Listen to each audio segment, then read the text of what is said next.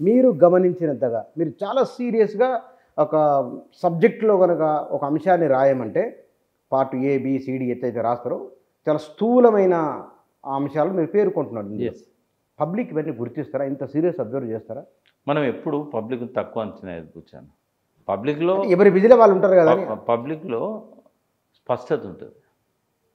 వాళ్ళు బాడీ లాంగ్వేజ్‌ని బట్టే అర్థం చేసుకుంటారు. ఇంకా మనమన్నా మాటలను బట్టి అర్థం చేసుకుంటాం కానీ ఎట్లా చూస్తాడేందిరా వీడు ఇట్లా పబ్లిక్ టీవీలో వచ్చినాక బాడీ లాంగ్వేజ్ని బట్టే అర్థం చేసుకుంటారు. మనసులో భావాలను కళ్ళు దాచలేవు కదా, అవును. ఆ కళ్ళల్లో అది కనబడుతుంది. కేసీఆర్ ఎంత మెత్త మాట్లాడినా ఆయన కళ్ళల్లో అహంభావం అనేది కనబడేది. కాబట్టి అది దాయడం అనేది సాధ్యం కాదు. కాబట్టి బాడీ లాంగ్వేజ్ మ్యాటర్ అవుతుంది. చేసే పనులు కూడా అరే ఆయనకి ఇట్లనే చేసాడు మళ్ళీ ఈయన గట్టినే చేస్తాడు కదరా అన్నట్టు ఉంటుంది. ఆయన ధర్నా చేయలేదు, ధర్నా చేస్తే అరెస్ట్ చేస్తాడు, అట్లా మాట్లాడుకుంటారు వాళ్ళు. కాబట్టి రేవంత్ రెడ్డి 2 పనులు చేయాలి. ఒకవేళ ఆయన ఇప్పటికి కూడా ఆయనకు అవకాశం ఉంది. ఎందుకంటే ఇంకో 2 సంవత్సరాలు 3 సంవత్సరాలు 5 సంవత్సరాలు ఉండాలని అనుకుంటుండు. ఆయన చేయాల్సిన మొట్టమొదటి పని ఏంటంటే కేసీఆర్ చేసిన టెన్యూర్ మొత్తం ఉండరా? మీరు 2 ఏళ్ళు 3 ఏళ్ళు 4 ఏళ్ళు అంటున్నారు. ఉండే పరిస్థితి కనబడతలేదు. ఎందుకంటే కేసీఆర్ కూల్చేయడు. కాంగ్రెస్లోనే ఇంటర్నల్గా పోలరైజేషన్ స్టార్ట్ అవుతుంది కాంగ్రెస్లో. కాబట్టి ఆయన ఎట్లా ఎవరెవరి మధ్య కొంచెం ఏదో కొంచెం ఇది మీకున్న సోర్స్ ఏమన్నా ఉందా?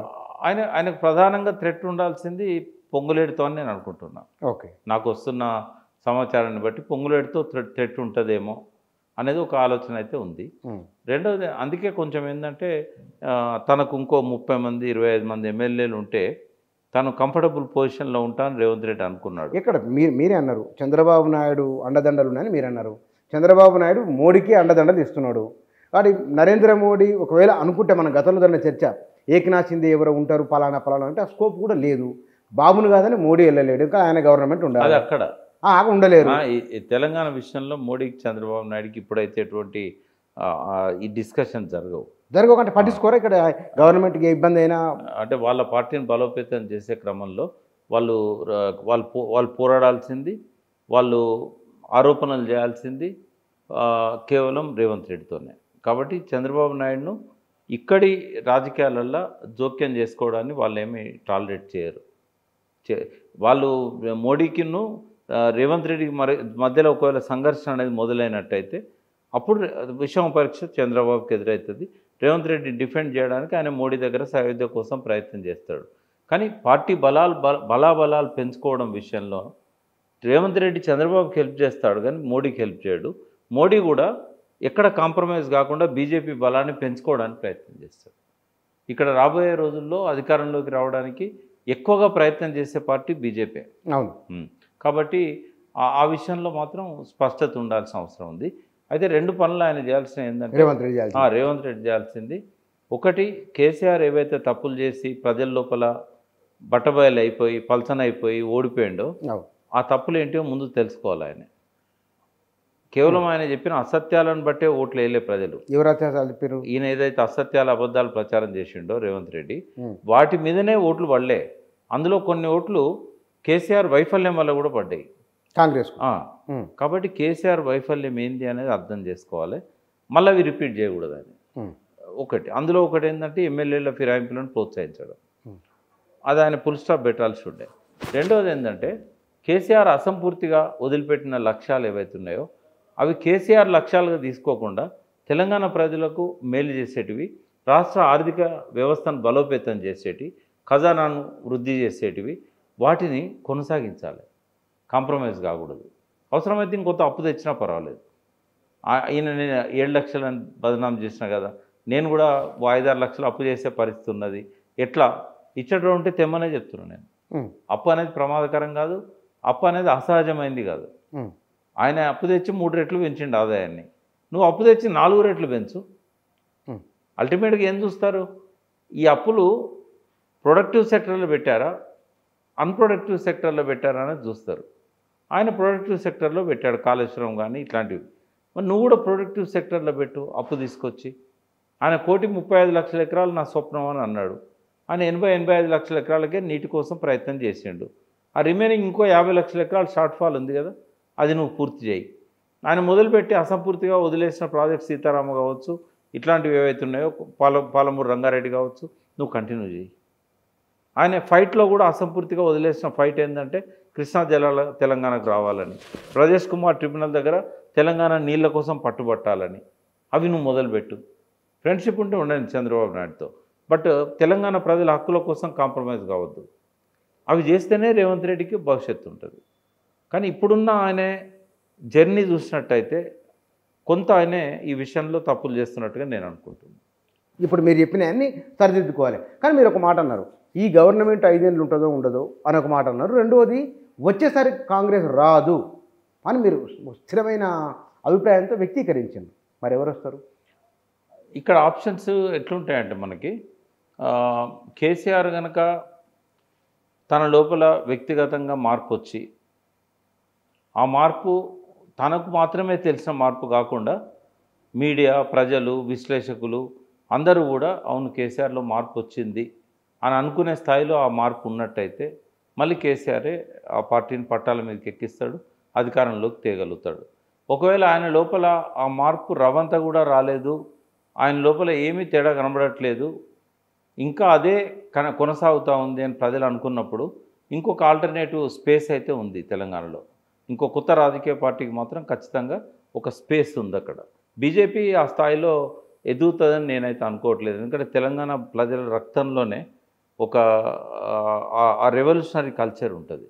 ఈ కేవలము అయోధ్య పేరు చెప్తేనో, హిందూ మతం పేరు చెప్తేనో, అవకాశవాదం ఉన్నవాళ్ళు ఏది చెప్పకపోయినా మోడీతో పోతారు. కానీ సాధారణ ప్రజలు కానీ, కార్యకర్తలు కానీ, అవకాశాల కోసం వెతుకుతున్న వాళ్ళు కానీ, వాళ్ళు ఈ తెలంగాణ కల్చర్ వేరు. ఈ కల్చర్లో ఎప్పటికి కూడా బీజేపీకి అధికారంలోకి రాగలిగేంత శక్తి నియర్ ఫ్యూచర్లో ఉంటుందని నేను అనుకోవట్లేదు. కాంగ్రెస్ వైఫల్యం చెందినప్పుడు ఐదర్ బీఆర్ఎస్ అన్న స్థాయిలోకి వస్తుంది, ఒక ఆల్టర్నేటివ్ ఇంకొక రాజకీయ పార్టీ ఏదైనా వస్తే రావచ్చు. సార్, ఆ పార్టీ ఏదో వచ్చేదానికంటే ముందు ఒక ప్రశ్న సార్. మీరు మొన్న మనం మాట్లాడినప్పుడు 4 రోజుల కింద మనం మాట్లాడుకున్నప్పుడు తెలంగాణలో గద్ద ఎగిరిందంటే ఎద్దెగిరింది అనే తయారైన జనాలు ఎందుకుంటో వెర్రి ఆవేశం ఉంటుంది అని కొంతమంది అన్నారు. మళ్ళీ ఇప్పుడు తెలంగాణ ప్రజలు చైతన్యవంతులు అని అంటున్నారు. ప్రజలంటే అందరూ ఒక ముద్దగా మాట్లాడద్దు. మనం ఆగం బ్యాచ్ ఎప్పుడు ఉంటుంది, ఎక్కడైనా ఉంటుంది, ఇక్కడ ఎక్కువ ఉంటుంది కొంచెం. ఈ ఆగం బ్యాచ్ అప్పుడు కూడా ఉంటుంది. కానీ మెజారిటీ ప్రజలను మనం చూసినప్పుడు వాళ్ళ ఆలోచనలల్లో ఇవన్నీ ఉంటాయి నేను చెప్పినాయి. ఒక 10% 5% యాగం బ్యాచ్ ఎప్పుడు ఉంటుంది. వాళ్ళతో పెద్ద ఫరక్ పడేది ఏముండదు. వాళ్ళు కొంచెం అలచల్ చేస్తారు కానీ ప్రజల మీద పెద్దగా ప్రభావం ఉండదు వాళ్ళది. మొన్న కూడా నిరుద్యోగులు పోయిన్లు కాబట్టే గ్రామాన ఆ చేంజ్ కనబడ్డది మనకు. నిరుద్యోగులు అనేవాళ్ళు కనుక వాళ్ళ పరీక్షల కోసం ప్రిపేర్ అవ్వకుండా ఇక్కడనే ఉండుంటే అశోక్ నగర్లో, అమీర్పేటలో వాళ్ళ పనులలో వాళ్ళు ఉండుంటే గవర్నమెంట్ పోతుందని నేను అనుకోలేదు ఎప్పుడు. వాళ్ళు ఒక క్రియేటివ్ రోల్ ప్లే చేశారు. వాళ్ళది ఇంపార్టెంట్ రోల్ అది. కాబట్టి అది ఓటమికి వన్ ఆఫ్ ది మేజర్ రీజన్స్లలో, అంటే ఇటు సబ్జెక్టుగా చూస్తేనేమో కేసీఆర్ వ్యవహారము, ఆయన ఎమ్మెల్యేలకు మళ్ళీ టికెట్లు ఇవ్వడం కొంతమందికి, ఇది సబ్జెక్టివ్. ఆబ్జెక్టివ్గా చూసినప్పుడు ఏంటంటే మేడిగడ్డది ఒకటి కావచ్చు, రెండవది నిరుద్యోగులది కావచ్చు, ఇవి కొంచెం ఇంపార్టెంట్ ఫ్యాక్టర్స్ అయితే. ఒకవేళ మీరు ఇందాక ఒక మాట అన్నారు, ప్రాంతీయ పార్టీ మరొకటి రావచ్చు అని. బహుశా మీకున్న ఒక ఆలోచన ఉంటుంది కదా, ఏ సామాజిక వర్గం నుంచి లేదా ఏ నాయకుడు ఎట్లా రావచ్చు అని చెప్పి వచ్చే ఒకవేళ కొత్త రాజకీయ పార్టీ కనుక వస్తే బీసీల యొక్క వెన్నుదన్నుతో వస్తుంది బహుశా. ఎందుకంటే ఏ పార్టీ కూడా వాళ్ళని పట్టించుకోవట్లేదు ఇప్పుడున్న పార్టీలలో. కేవలము బీసీ ముఖ్యమంత్రి ఇస్తా అనడం వరకే బీజేపీ పరిమితమైంది. కానీ ముఖ్యమంత్రి కాగలిగిన క్యాండిడేటు ఆ పార్టీని పట్టాల మీదకి ఎక్కిస్తున్న క్రమంలో అతన్ని తొలగించారు, బండి సంజయ్. దాంతోనే బీసీలకు ఆ పార్టీ మీద ఒక మేజర్ సెక్షన్కు నమ్మకం పోయింది. ఎవరైతే బండి సంజయ్కి వెనకాల ఉన్నారో, అంటే బండి సంజయ్ ఊరూరా పాదయాత్ర చేసినప్పుడు కేవలం బీజేపీలే కాదు కదా ఆయనను పైకి లేపింది, అక్కడ ఉన్న ఆయన సామాజిక వర్గమే ప్రధానంగా ఉంది. మేమందరం చెప్పినా కూడా వినలేదు వాళ్ళు. విప్లవకారులలో పనిచేసిన వాళ్ళు ఉన్నారు ఈ సామాజిక వర్గంలో. ఏ రాజకీయ పార్టీలో సంబంధం లేకుండా కేవలం కుల సంఘాలు పెట్టుకొని ఉన్న వాళ్ళు ఉన్నారు. అందరూ కూడా మన కులానికి ఒక అధ్యక్ష పదవి వచ్చింది, పార్టీ అధ్యక్షునిగా ఉండే అవకాశం వచ్చింది. రేపు ఆయనను బలోపేతం చేస్తే ముఖ్యమంత్రి కూడా కావచ్చు. అంత ఎదిగిన వాళ్ళు ఎవరు లేరు మన దానిలో. ఏ పార్టీలో అధ్యక్ష పదవి ఇప్పటివరకు మనోళ్ళకి ఇవ్వలేదు అనే ఆ కుల తత్వం అనేది ఏదైతే ఉందో అది బండి సంజయ్కి ప్రతి ఊర్లో స్వాగతం పలికింది. వాళ్ళను ఆత్మీయునిగా గుండెలకు హత్తుకున్నారు. కాబట్టి ఆ వర్గాలు దూరమైనవి బీజేపీకి. మొన్న ఎన్నికల కోసం మళ్ళీ వాళ్ళని గెలిపించుకోవడానికి దగ్గర కావచ్చు, కానీ శాశ్వతంగా వాళ్ళు దూరమైనలు.